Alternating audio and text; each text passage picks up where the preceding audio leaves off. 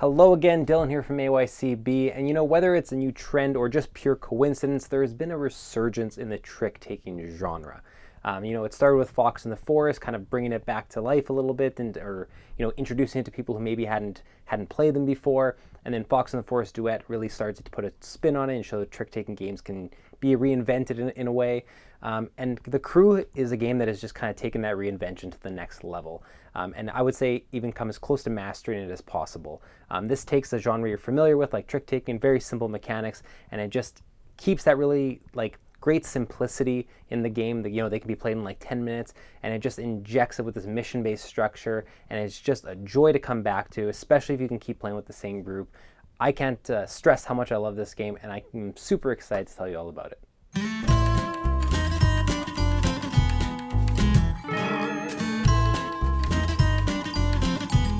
I'm going to kick things off by talking about the things that I like about this game, because there are a lot of them. One of the biggest pluses for me is if you guys have checked out our review of The Mind, you'll know that I absolutely love that game.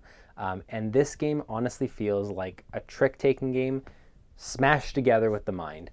And what I mean by that is because of the lack of information between you and your teammates, and because you're working together to try to complete mini missions, so much of it ends up feeling like you're trying to telepathically communicate with your teammates. I don't know what numbers they have, but with the little bits of information they give me, what are they trying to tell me? And when they try to tell you something that might be really vague and really hard to discern, and you figure it out, it just feels so great. And it's the same kind of feeling I got from The Mind when you would complete really tough tasks just because you felt like you were on the same wavelength with someone. At the same time, the decisions you're making are excruciating sometimes. Something as simple as saying, they played two pink colored cards. Should I play my two pink card or my 4 pink card? And it might seem like, insignificant, that decision, but it can have ramifications later on in the game, especially which tasks are in play. And all you can do sometimes is just start laughing to yourself. And the amount of time I just spent looking at my cards, realizing I don't know what the best move is, and then just laughing is very similar to the amount of times I did that in The Mind. Likewise, The Crew does a really good job with its limited communication tools.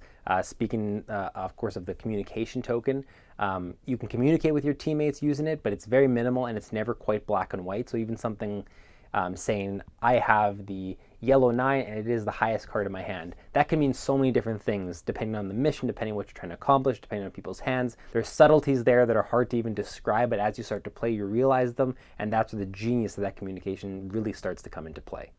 I also just want to quickly mention that The Crew does a really good job of amplifying the stakes slowly over the course of the 50 missions. They get progressively more difficult, and I never really felt like there was just a tipping point where all of a sudden it became impossible, but at the same time I always felt challenged while I was playing, so there was incentive to come back, and you will lose missions, but because of the short play time, you really want to jump back in and you just want to keep playing until you beat it, and that's a great feeling for a game like this too. And speaking of the mission structure, it is sort of like, you can almost think of it as a light legacy element. It doesn't have, you're not destroying cards, you're not putting stickers down, but because of the narrative there, you're incentivized to come back with the same group. And you will feel better if you do come back with the same group, because you can feel like you're conquering the entire breadth of what the game has to offer together with that same crew, which is kind of the point. It works drop in, drop out, but I would highly advise using the same group of people. The Crew, you can really jump into any mission you want, and it won't feel like the last time you played it, because the mission completely relies on which tasks are in play, and a mission can be a lot easier or a lot harder depending on which tasks are in there and who gets them. So, and even the group you're playing with. So it's not a game that, after you beat the 50 missions, oh, I'm done with The Crew. There's a lot of mileage in this game. And the last really big plus that I want to mention with The Crew is just the level of discovery you get with. And I don't just mean, in discovering what the next mission is and what your objective is going to be. I found that even with the strategy, you sort of uncover the strategy as you go. You feel like you're getting smarter the more that you play The Crew, the further you get in the missions. Something especially like the communication token and the way you use it and when you use it. You just feel like in the first few missions, you're just communicating sometimes for the sake of communicating. You can use it once per game. And then sometimes you're communicating something and realizing, oh, I told them something they did not need to know. Later on, you hit mission 12, mission 15, all of a sudden, you're finding the subtleties in if I tell them I have this, that's going to be this chain reaction where they know I have this, so then that person must have this. And you get really smart with the way you use it. And games that, really make you feel like you're getting better at them by the way that they introduce their mechanics and the way that they do it gradually. I think it's a brilliant design, and I think the crew is a prime example of that.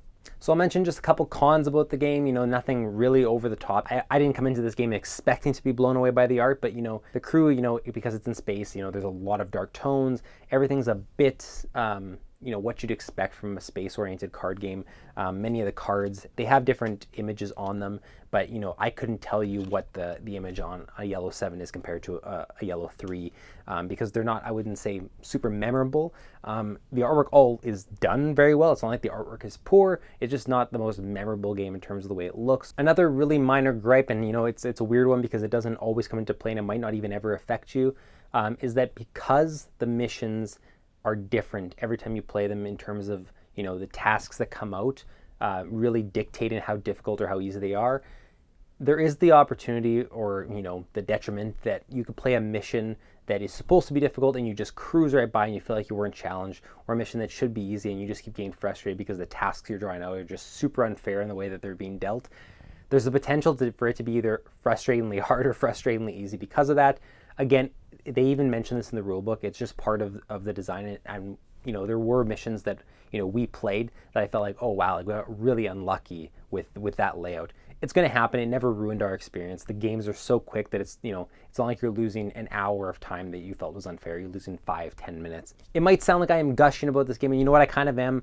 I love the crew. It's not my favorite game of all time, but it is a great game, and especially as a small box card game that accommodates, slightly higher player count of going up to 5 and, being the 3 to 5 player count and incentivizing you to come back with the same group.